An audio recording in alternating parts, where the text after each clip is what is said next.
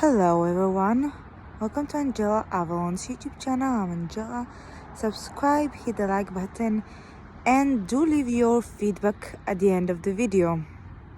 And do watch until the end of the video. So, in this video, yet again, I'm gonna be talking about 8-house synastry dynamics and connections because your girl continues to live it. And a lot of my I do use my channel to teach you guys, my audience who's watching my videos and subscribe to my channel.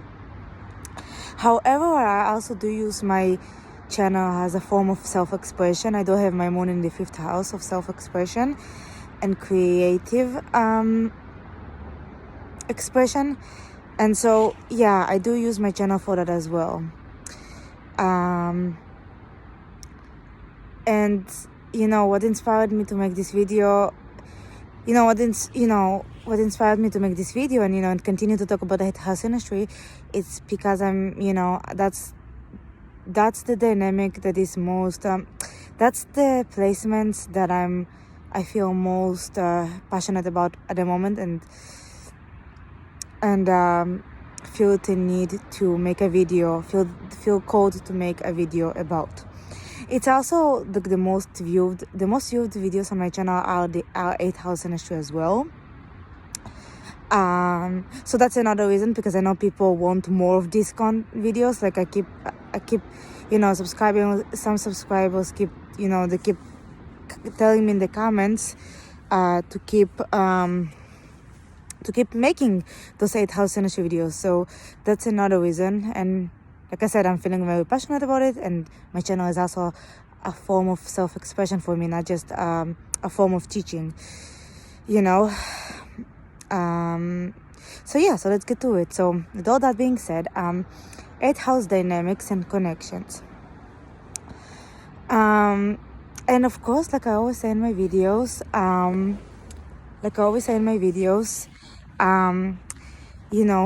synastry is not just about romantic relationships. It's also about friendships, family dynamics, situationships, and platonic dynamics.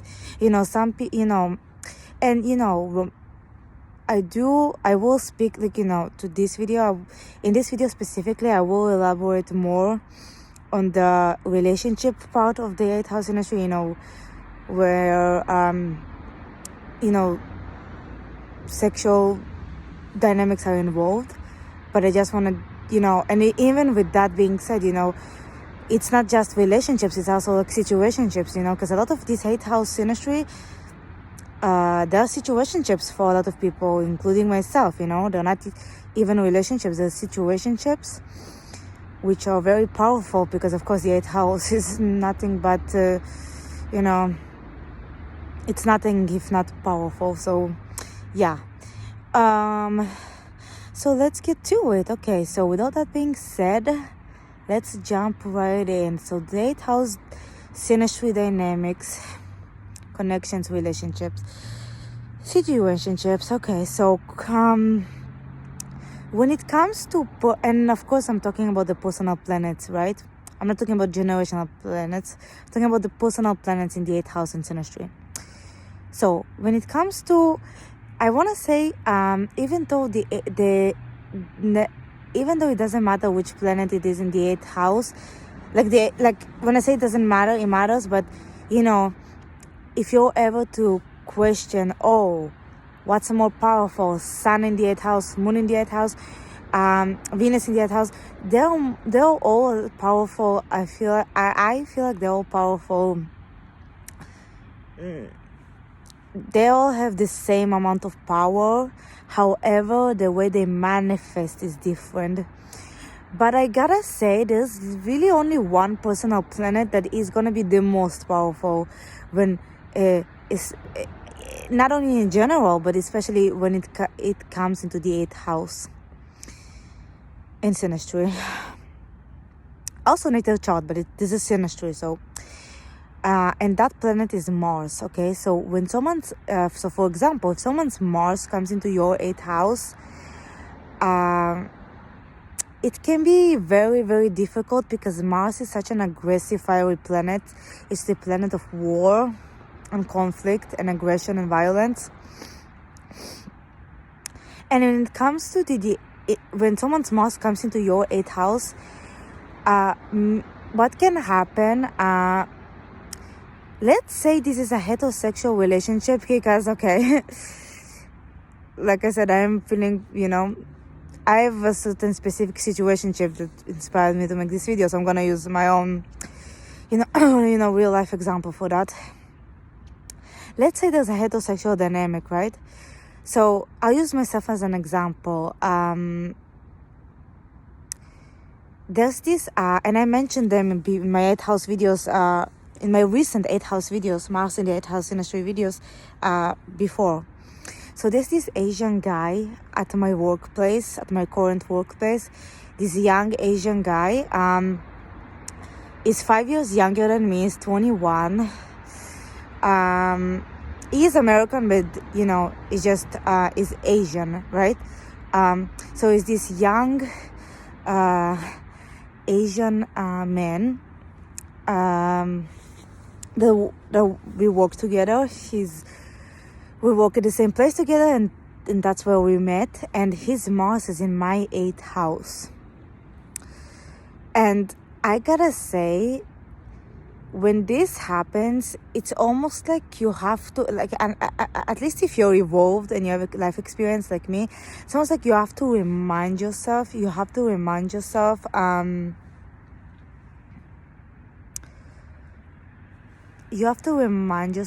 Of basically to stay strong enough to pull through, because this dynamic is so powerful. Because what can happen, so this is what can happen many times. What happens with 8th house synastry dynamics, especially if it's someone's Mars in your 8th house, so what happens many times is that the Mars person, right, the other person, the person of interest, the person of your desire, right, the object of your desire, which is Mars, many times, that person can already be in a relationship. That person is already taken. But what happens is that it's almost like every time you see that person, the Mars person, when they come in, it's almost like it's impossible for you to see that person. It's impossible for the house person to see the Mars person and not think about. It's almost like when the house person, each time the house person sees the Mars person, the house person cannot escape. It's almost like the Mars person subconsciously puts ideas into the mind of the house person, and the house person cannot help but constantly be filled with the fantasies, visions, and ideas with how to maneuver a situation so that they could end up alone with a Mars person, okay? Because it's Mars, because Mars rules sexuality. So what can happen is that Mars person it's almost like it's uncontrollable with it. It's uncontrollable with displacement, because the Mars person would without fail turn on the house person every single time they see them.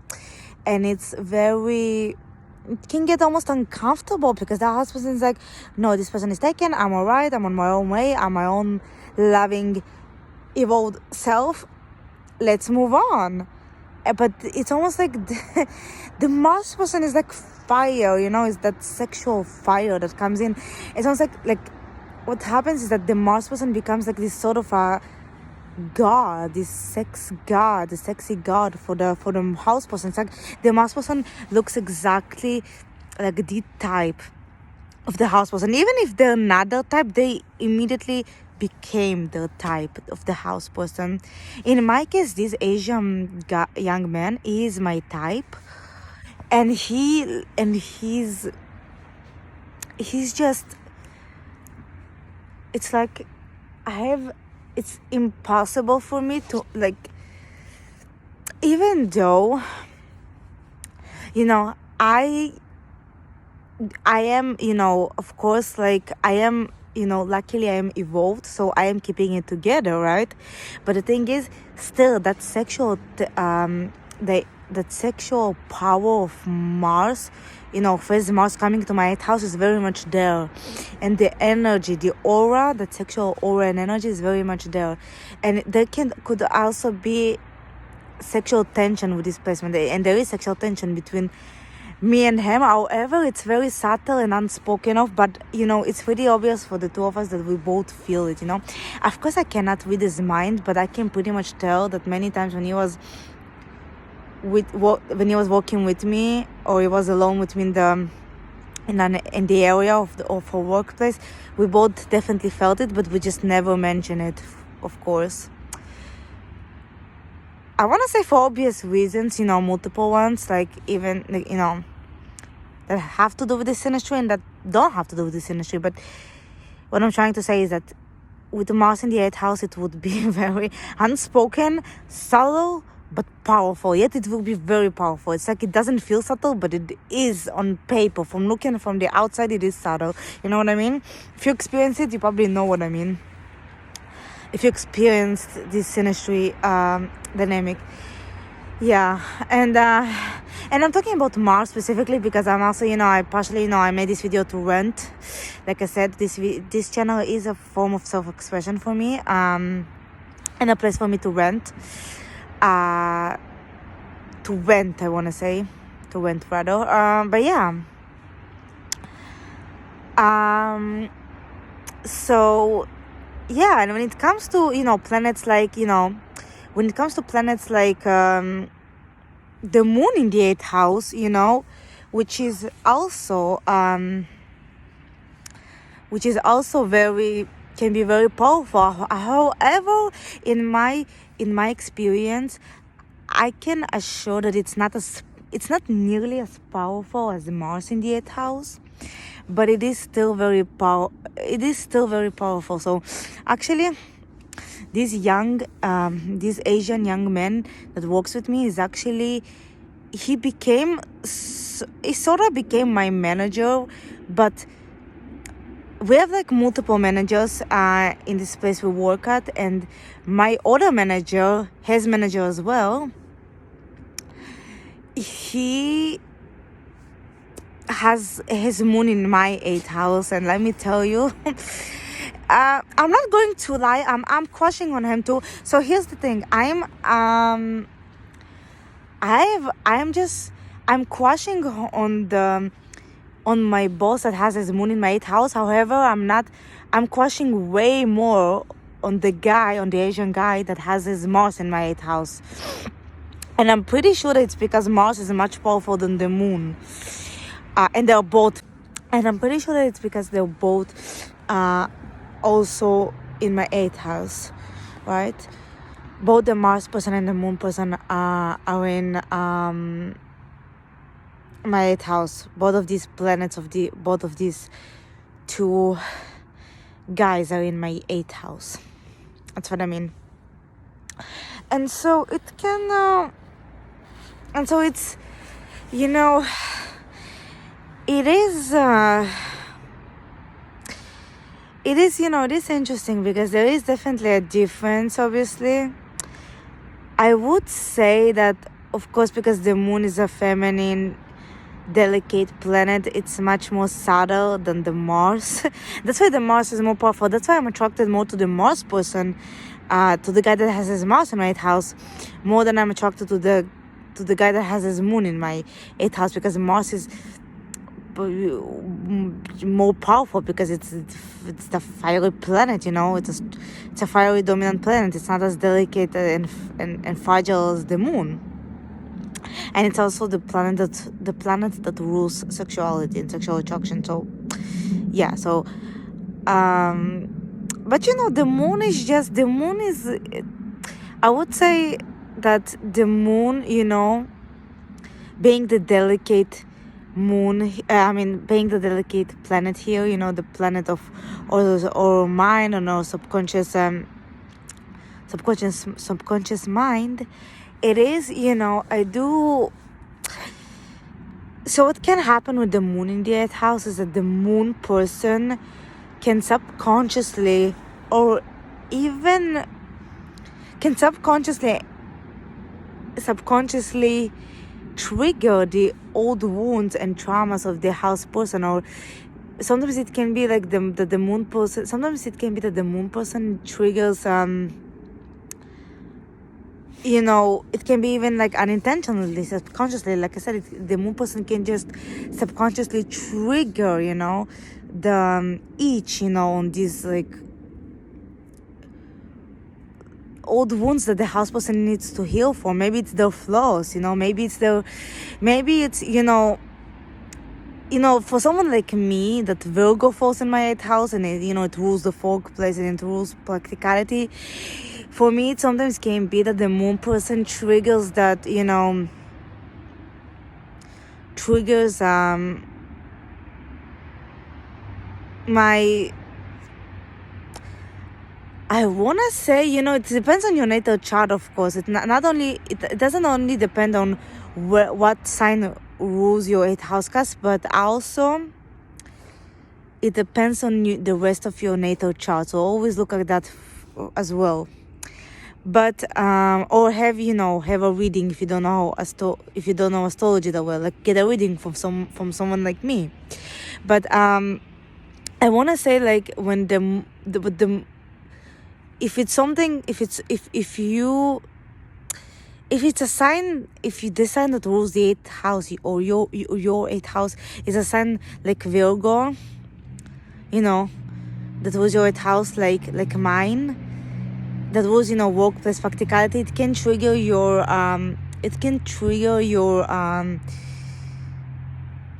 self-hatred, I want to say.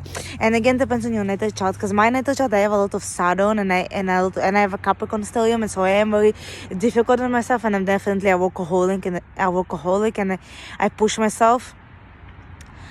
I do have that workaholic self,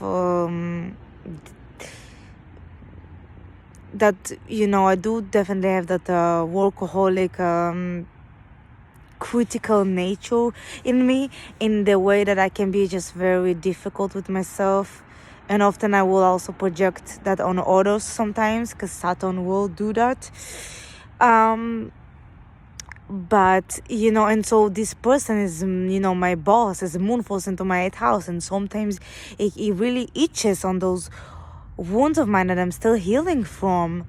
Those self-hatred voices, or my flaws, and what I'm doing right, what I'm doing wrong, all these things that I'm already so difficult on myself on, is difficult on me about them as well, you know what I mean? So, and that's because Virgo is what rules my 8th house cusp, as well as Libra. Virgo and Libra, they both rule my 8th house cusp, because I'm a Capricorn ascendant 26 degrees. So yeah, so that is the way that it is with me, but it's different for a lot of other people. And the few guys that are watching this video, really look what sign is ruling your 8th house cusp, because if it's a sign like Aquarius, if you're like a Cancer ascendant and Aquarius rules your 8th house, then it might be different, because Aquarius is more like friendly, homey sign. It's more can be the you can just the trauma, that Plutonic effect will take place in a group of, like in a friend group kind of setting or something like that. Or if it's a sign like, for example, if it's a sign like Sagittarius that falls on your 8th house cusp, then you can, you can meet that 8th house person through or the planet person through travel, or through some sort of a philosophical, when some philosophical elements were involved, so it would be either travel, or maybe you met in in a university, something that has to do with Jupiter, like Jupiter does rule higher education, travel, so to be something like that.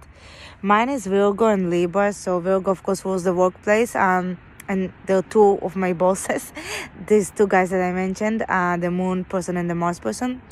and as well as Libra. And actually one of them is also a Libra, is also,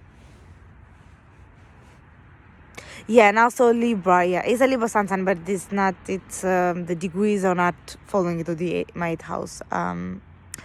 The following in the sun is in my 9th house. But anyways, yeah,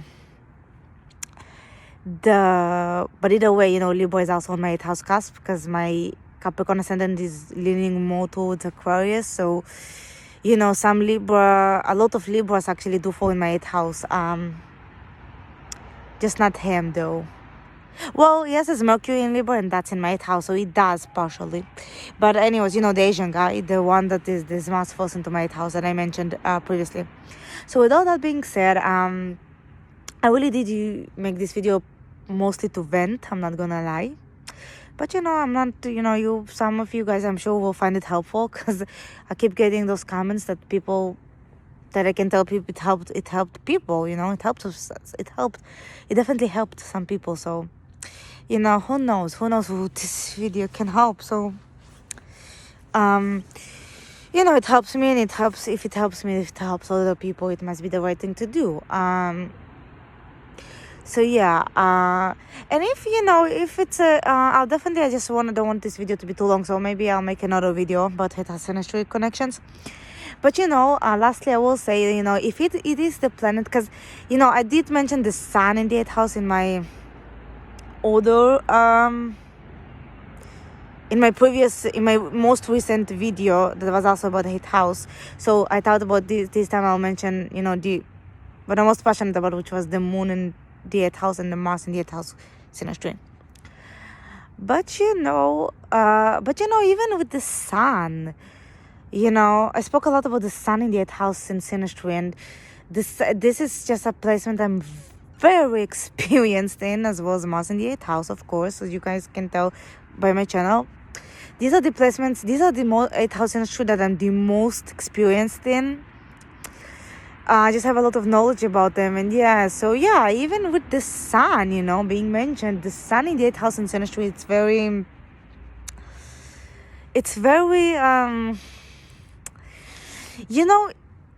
the thing is, if usually one of the people needs to heal from some trauma, because one of the people, if not both, usually it's just one of them, comes with a lot of baggage, emotional baggage. Usually it's the house person, however, sometimes it's the opposite. So, don't just think that it's always the house person, because I actually disagree with that statement. Sometimes, for plenty of people, it's been the opposite. It's the planet person that needs to heal. So really look at the situation. Always look at the reality of life. You guys, always look at the reality of life. Look what's going on. Look at who has more trauma, who needs to heal the most. That person, it's really going to depend whether or not they are ready for that. They're ready to